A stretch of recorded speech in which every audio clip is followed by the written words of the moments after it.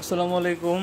তো এখন আমরা দেখব আমাদের বিসিএস লিখিত ইন্টারন্যাশনাল অ্যাফেয়ার্স পরীক্ষায় একটা ওভারঅল একটা স্ট্র্যাটেজি কী হতে পারে সেটা নিয়ে আলোচনা করব।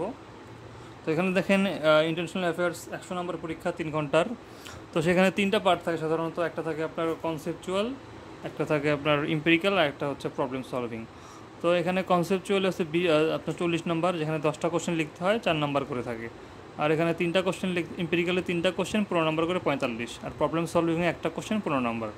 তো কনসেপচুয়ালের ক্ষেত্রে আপনারা এরকম হতে পারে যে দুইটা সবসময় দেখা যায় যে আননোন থাকে, এই দুইটা কোথা থেকে দেয় বা কীভাবে দেয় এটা সিলেবাসেও তেমনটা অন্তর্ভুক্ত থাকে না, জাস্ট একটা আর কি এটা আননোন জিনিস থাকে। তো এই দুটো নিয়ে আপনাকে মাথা ঘামানো চলবে না, যে বাকি যে আপনার 7-8টা আপনি কমন পাবেন এই সব ওগুলো আপনাকে ভালো মতো লিখতে হবে। তো আনকমনগুলো যদি আপনার একদম আনকমন থাকে তাহলে সেগুলো আপনার টাচ করার দরকার নাই, কারণ টাচ করে ভুলভাল লেখাচ্ছে জাস্ট ফাঁকা রেখে আসাই ভালো হবে, কারণ ভুলভাল লিখলে স্যাররা বিরক্ত হয়, নাম্বার দিতে চায় না। এই জন্য আপনার উচিত হবে যে যেগুলো একবারে না পারা সেগুলো রেখে আসা, এবং যদি একটু ধরেন 4-এর মধ্যে অন্তত 1 নম্বর পাওয়ার মতো আপনি লিখতে পারেন, তাহলে সেক্ষেত্রে আপনি একটু ট্রাই করতে পারেন। আচ্ছা, তারপর এখানে দেখেন যে আপনি যে কোশ্চেনে কিন্তু বলা থাকে না যে একটার পরে অন্যটা লিখতে হবে, বা কোনো ক্রম দেওয়া থাকে না যে হচ্ছে আপনি এই প্রশ্ন বাদে এই প্রশ্ন লিখতে পারবেন না। তো আপনার ইচ্ছা মতো আপনি লিখতে পারবেন, জাস্ট আপনাকে একটা কাজ করতে হবে, ওই যে পার্ট এ বি সি একটা পার্ট শেষ করে আপনাকে অন্য পার্টটা শেষ করতে হবে। পার্টের মাঝে কোনো আর কি গ্যাপ দেওয়া যাবে না, পার্টটা আপনাকে শেষ করে অন্যটা লিখতে হবে। এই পার্টের মাঝে আপনি এখন উল্টপাল্ট করতে পারেন, সেটা আলাদা বিষয়। আচ্ছা, তারপর কনসেপচুয়ালি সাধারণত 5 ধরনের কোশ্চেন হয়, যেমন দেখেন সংজ্ঞা, একটা থাকে সংজ্ঞা, যেটা আপনি জাস্ট একটা সুন্দর একটা ডেফিনেশন লিখে দিলে আপনার হয়ে যাবে। আর একটা থাকে ব্যাখ্যা, এই জিনিসটাকে একটু ব্যাখ্যা করতে বলা হলে তখন সেটা ব্যাখ্যা দরকার হয়। তারপর পার্থক্য করা, অর্থাৎ দুটো জিনিসের পার্থক্য করা অথবা সম্পর্ক, এদের মধ্যে সম্পর্ক কী অথবা এদের মধ্যে পার্থক্য কী, এটা হতে পারে।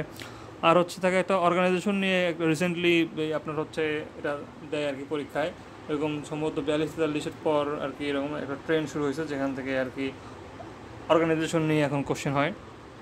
আর 5 নম্বরটা হচ্ছে বিবিধ, তো এটা নিয়ে আর কি অনেক কী বলা যায়, এটা অনেক জায়গা থেকে আসতে পারে, এটা সোর্সটা আসলে অতটা জানা যায় না, তো এটা হচ্ছে বিবিধ। আর তো এখানে কী কী ইম্পর্টেন্ট দেখেন, অ্যাক্টরস ইন দ্য ওয়ার্ল্ড, তারপর হচ্ছে যে পাওয়ার যেটা আছে রিলেশন, তারপর আইডিওলজি, তারপর ট্রেড নিয়ে, এবং 5 এবং 7 নম্বর যে চ্যাপ্টার আছে সিলেবাসের পিএসসি সিলেবাসে, সেই দুটো থেকে একটা করে কোশ্চেন এখানে আসে আর কি। আর আপনি চাইলে 1 নম্বর দিয়ে শুরু করতে পারেন, 1 নম্বর যে চ্যাপ্টারটা আছে সেটা দিয়ে একটু শুরু করলে আপনার বাকিগুলো বুঝতে সুবিধা হবে। আর সংজ্ঞাতে আপনি একটা যদি পারেন তো কোটেশন অবশ্যই দিবেন, এবং 4 মার্কের জন্য 1 পেজ বা 1.5 পেজে বেশি লিখবেন না আর কি। 1 পেজ যদি আপনি ভালো মতো লিখতে পারেন, একটা প্রিসাইজ মতো লিখতে পারেন, 1 পেজই যথেষ্ট। তো এখানে আপনার যেটা মেইন পয়েন্ট সেটা আপনি চাইলে ওই যে নীল কলম দিয়ে লিখতে পারেন, তো নীল কলমটা আর কি চোখে পড়ে আর কি, বেশ দেখতেও খাতাটা সুন্দর দেখা যায় তখন। আর একটা আপনি সংজ্ঞা শেষে আপনি যদি এক্সাম্পল দিতে পারেন, এক্সাম্পল দিলে খুব ভালো হবে।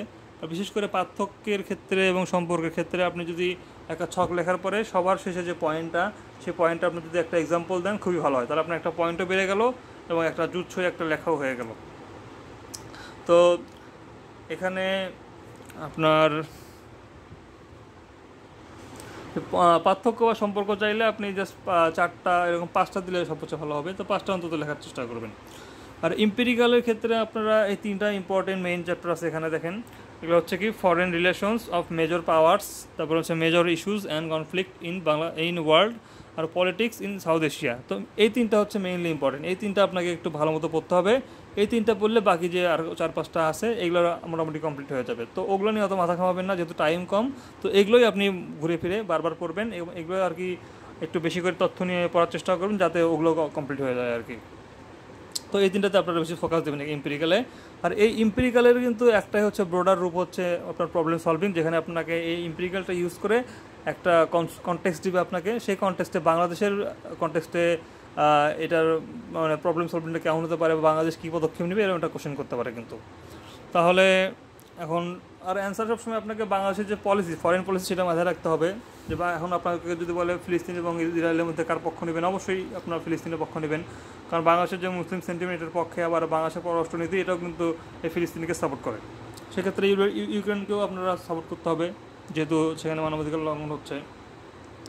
তো এখানে দেখা যায় হচ্ছে সমসাময়িক কী কী আপনার টপিক ইম্পর্টেন্ট হতে পারে, যেমন ইন্ডিয়া পাকিস্তানের ওয়ার, এটা নিয়ে বাংলাদেশে কী প্রভাব পড়বে, বা কূটনৈতিক সম্পর্কে কী প্রভাব পড়বে, তারপর পাকিস্তান, তারপর ফিলিস্তিন আর হচ্ছে ইসরায়েলের, তারপর ইরান ইসরায়েল, রাশিয়া ইউক্রেনের যুদ্ধ, Thailand Cambodia, Sudan Rwanda, China USA, Rohingya সমস্যা খুব ইম্পর্টেন্ট, যেহেতু এখন খুব আলোচনা হচ্ছে, এটা মাথায় রাখতে হবে যে কীভাবে তাদেরকে পুনর্বাসন করা যায়, বা বাংলাদেশে কী সমস্যা তৈরি হতে পারে, এই সমস্যার সমাধানে কী পদক্ষেপ নেওয়া যেতে পারে, এরকম অনেক ধরনের কোশ্চেন হতে পারে। তো সবগুলো মাথায় রেখে আপনাকে কিন্তু পড়তে হবে, রোহিঙ্গাটা খুব ইম্পর্টেন্ট।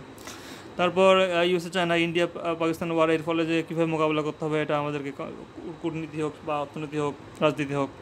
তারপর এখান থেকে উত্তরণে কী ভূমিকা রাখা যেতে পারে, বা জাতিসংঘের ভূমিকা এখানে কী হতে পারে, জাতিসংঘ কেন ভূমিকা রাখতে পারছে না, এরকম কোশ্চেন হতে পারে কিন্তু। তারপর যুদ্ধের ক্ষয়ক্ষতি নিয়ে কী করতে হবে, ইউএন কেন ব্যর্থ হচ্ছে, এগুলো সব সলভ করতে কী করতে হবে, সংস্কার, এগুলো এই ধরনের কোশ্চেন হতে পারে কিন্তু।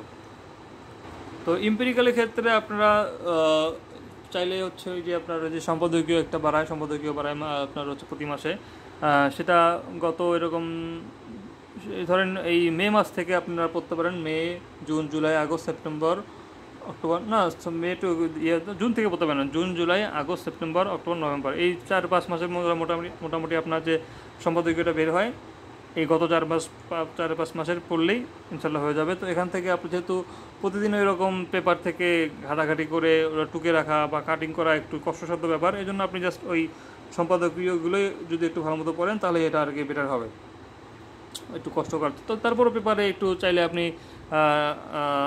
চাইলে বলতে আর কি একটু দেখা উচিত সবারই আর কি, প্রতিদিন পেপারে কী লেখা হচ্ছে একটু দেখা উচিত, সেখানে যদি কোনো তথ্য পাওয়া যায় সেটা লিখে রাখা উচিত। আচ্ছা, তারপর কারেন্ট অ্যাফেয়ার্স পড়তে পারেন আর কি। কারেন্ট অ্যাফেয়ার্সটা যেহেতু ওখান থেকে আপনি কিছু তথ্য কিন্তু গ্যাদার করতে পারেন, তো এটা একটা ভালো তথ্য হতে পারে। যে প্রিলিমিনারির জন্য যে কারেন্ট অ্যাফেয়ার্স পড়বেন না এমন না কিন্তু। আর আপনি যদি টাইম হবে না, তারপরে বলে রাখি যে হচ্ছে ডিপ্লোমাট, তারপর অ্যাম্বাসেডর, এগুলো থেকে আরও এরকম কয়েকটা ওয়েবসাইট বা জার্নাল ওয়েবসাইট আছে যেগুলো থেকে আপনি বিভিন্ন জার্নাল পড়তে পারেন। তো যেগুলো আর কি হেল্প করতে পারবে, যদি কমপ্লিট করে আপনার টাইম হয় তাহলে এগুলো করতে পারেন আর কি। তো এটাই আর কি মোটামুটি একটা গাইডলাইন।